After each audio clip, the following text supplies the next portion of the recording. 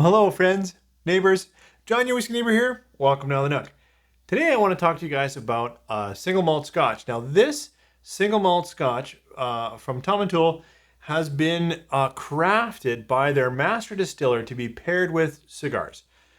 I don't generally smoke very many cigars, like very, very few, so I'm not going to light one here and tell you if it is a good pairing. But we are going to sip through this Tomintoul cigar malt together. If you've got any of this particular thing or anything, I would say, a heavier sherried single malt Scotch, but you pour it a little bit. When you get back, I'll nose, I'll taste, I'll give you my thoughts on this Tomintoul cigar malt. 3, 4.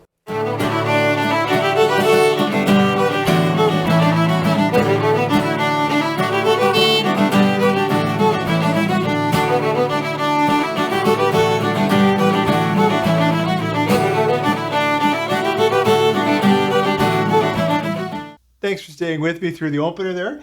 As I tried to say, this is in some ways a pretty unique release because their master distiller or blender, Roger Fleming, looked at their stocks of different fully matured or finished in first fill Oloroso sherry barrels that they had around, blended this together, put a little bit of peated single malt that they have in their distillery in here as well, and then released it as a very specific, this would be great to be paired with cigars, single malt.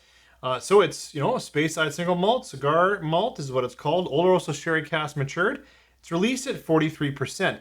Now, one challenge I have with this is it's a beautiful color. It's a nice tin. It's a great presentation, but nothing on there says natural color, which makes me immediately doubt what I'm looking at. And that's too bad. If you're in Germany or somewhere else and you know whether this is natural or non-chill filtered, I couldn't find information on that. I'd love to know. Let's talk this Scotch. Nose and taste. Well, that's a nice nose. It's rich, it's thick, it's definitely heavy sherried, thicker fruits.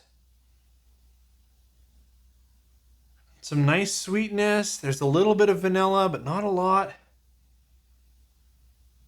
No, it's already a little bit savory, a little bit spicy, a little bit of ginger.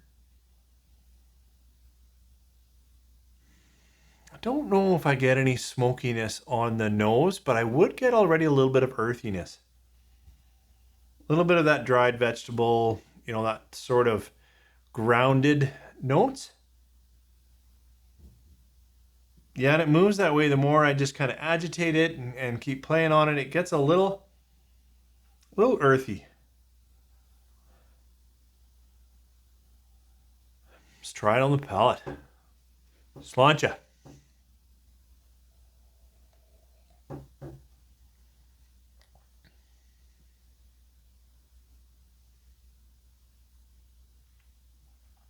There are a lot of good things going on in here.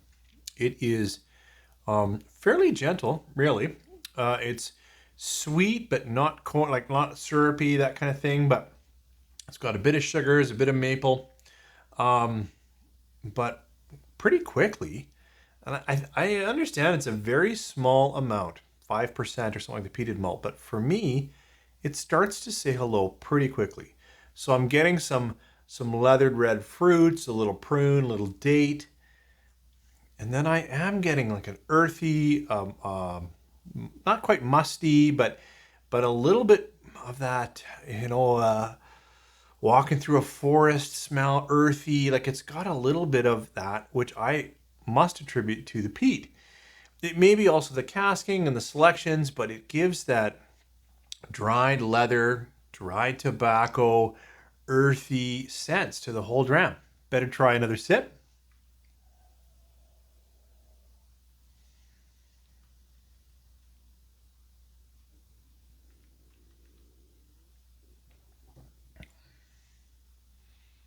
This is nicely coating. It's got a little more, char, oak, and peat in the finish, which I'm going to attribute to what they're looking for to pair with a nice tobacco. This does have some smoke, some smolder, some leathered tobacco notes, which I'm sure would align well with a nice cigar if that's what you're going for. Clearly designed, built, tasted for, blended, tried out. Roger Fleming obviously put this together with a pretty specific idea. But as a person who really doesn't smoke that many cigars, very, very few, I just enjoy it that it's got a little bit of peat in with a fair amount of sherry influence. And right now, I'm kind of in a sherry influence moment. The challenge I have with this malt is it's demanding a premium in my market. It's come in and just about everybody has it, and it's over $100 Canadian. I somehow got it on a really great steal, but I can't go by that. Like, I think it sits on the shelf 110 to 130, somewhere in that, which is premium. And it doesn't shout out natural color, non-chill filter, and it doesn't shout out, well, not shout out, it's 43%. There's no age stamp on here. So it's put together well. It drinks well, it feels good in the palate.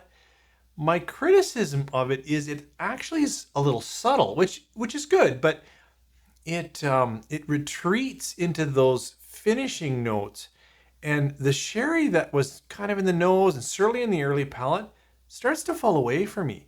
So I'm left a little more with espresso, a little bit of coffee, and the earthiness, which is nice. But some of the other thing that highlights the color is highlighting, screaming, lots of sherry rich influence, and it's there, but it doesn't blow me over. At least those are my tasting notes. That's just me, and that's my palate. This is a great malt. If I can put price aside, which I really never can't, it's good. It's like, 3 3/4, 4-star kind of thing, but it's tough for me at that price range. I like it. I enjoy it. In that price range, I'm starting to wish it was just a little bit more. So I was wondering what to shoot this against. Oh, and I actually thought of 2 stacks, but this is the 2 stacks cast strength. It's Irish, so it's really not right to put it against a single malt like that. But this is an also interesting dram for me that has sweetness and fruit and a little bit of peat influence. I thought instead, to be more fair, I'd go against a favorite of mine.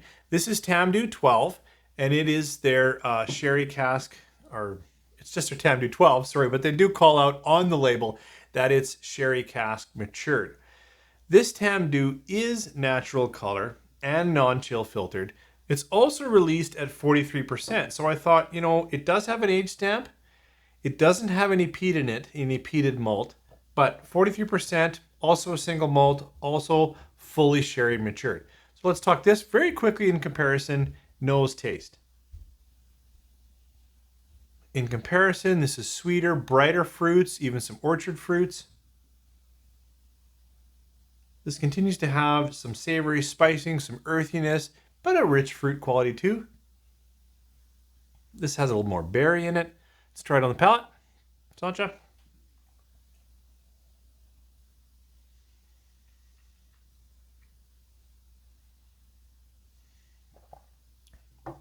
Tamdhu in comparison here, and I've talked about this a lot. This is my comparison dram, is fruitier and actually pepperier. Like I was going to say spicier, but it's not true. There's a richer, deeper spice palette in the cigar malt. This one is sweeter fruits, but it also has pepperier and somewhat hotter than this. This is surprising since it's NAS, so there's a variety of ages in here, but is a really mellow and relaxing dram. I think critically, I've given these very similar ratings, 3 3/4, pushing into 4 stars. I would suggest what makes the difference here is if a little bit of earthy peat, more smoldery tobacco kind of interests you in a sherried single malt. This is a great expression, a great 12-year-old sherried malt, and I really recommend it. I got this. I'll just share my prices. I know they sound bad outside of my area, but this was 54 Canadian. I actually got this for 89 Canadian, but it sits on the shelf, as I said, 110 to 130. So this is good and interesting. And right now, in this direct comparison, I think I'm liking this a little more, even though I know my attitude was kind of down, and I mentioned this is one of my favorites. But, if this is something around $60 and this is something around $120, this has to be significantly better for me to say, go out and grab that. Either way, There's some pretty interesting drams, and actually I like both of them. Have you had the Tomintoul Cigar Malt? What are your thoughts? Do you like the little addition of peat, or does it kind of give you a curveball that you're not interested in? And certainly, if you're someone who enjoys a cigar, let me know. Does this really pair well with cigars as it's been designed? Thanks for watching. Oh, before you go, so for my long-term visitors, people I like to throw a bit about my life or what's going on, I need to shout out and share with you such a cool gift that a friend that I've met online through the channel gave me. We've exchanged a couple of samples. We've talked about his whiskey journey. And Nathan noticed that I've got this blank behind me. He watches from now and again, and I really appreciate his comments. He said, I'm going to commission something. So he talked to an artist who'd never done this before, and they built a barrel head. It is, I believe, it's interlocking wood stabs. I don't know if it's a barrel head or not, but they built this. It's the first one they've ever done. An artist that he contacted directly. And then Nathan said, hey, let's meet up. I've got something for you. What a gift. Nathan, you're the best. I would also say to the whiskey community, this represents a big reason why 4.5 years in, I'm still sitting here sipping whiskey and talking with you. The comments are great and encouraging. Meetups are amazing. And then every now and then something like this comes around and I'm just blown away. Friends, that's what I feel like. Thank you so much, Nathan. And thank you guys for tuning in, commenting, and just sharing your whiskey journey. It's so much better together. You guys take care.